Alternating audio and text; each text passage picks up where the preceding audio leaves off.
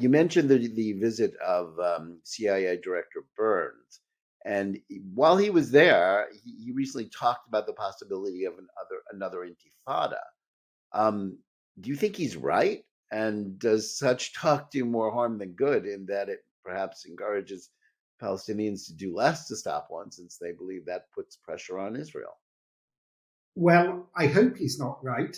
What I'd say is, I covered the Second Intifada in detail. I personally saw the aftermath of various suicide attacks. I have a friend who was killed, others injured. I don't think anyone, either Israeli or Palestinian, really wants to relive those years. They were 4 or 5 years of absolute horror for both Israelis and Palestinians.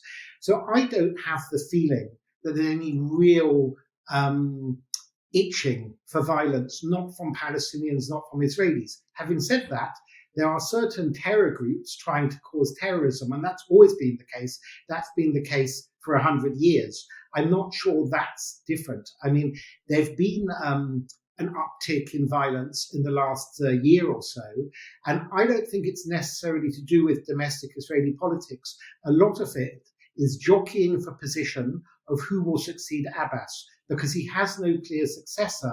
And these are different armed groups and armed factions. And sometimes when they hit out at Israel, just like when Hamas launches a couple of rockets, it's actually got nothing to do with Israel.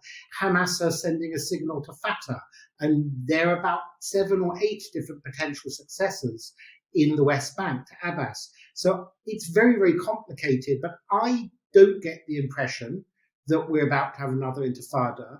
And with all due respect to CIA Director Burns, the CIA has got things wrong before in regard to the Middle East.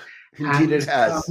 it certainly has. And also, Burns himself was a diplomat and so on. I've heard forever American diplomats and British and French diplomats and New York Times correspondents and BBC correspondents say, oh my God, there's going to be a new intifada. If you move to Jerusalem, it's going to set the Middle East alight, etc., etc. They're not reading the situation. The Second Intifada started mainly because Yasser Arafat wanted it to start.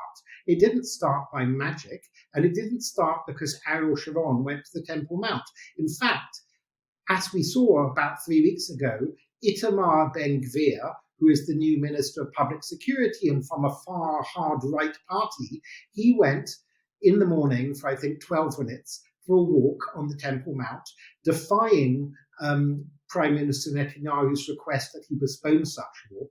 And people was all getting all excited, and nothing happened. Not a single stone was thrown at him or anybody else. Whereas, I don't know, somebody a politician in Sweden burnt a Quran the other day, and there's mass rioting in Pakistan. We don't read about it that much. In fact, there were demonstrations in the West Bank against Sweden as well.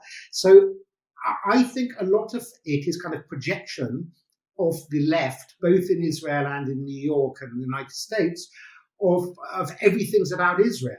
It's not everything's about Israel. A lot of the Palestinian stuff is local domestic politics for them, just like a lot of American politics is actually all about America. It's not about the rest of the world. So it's the same with the Palestinians. And in fact, I've always thought, I consider myself a liberal, and in many respects, I am on the left, but I'm very critical of the left because the left, there's a kind of arrogance and condescension where they don't look at Palestinians as if they've got their own agendas and their own,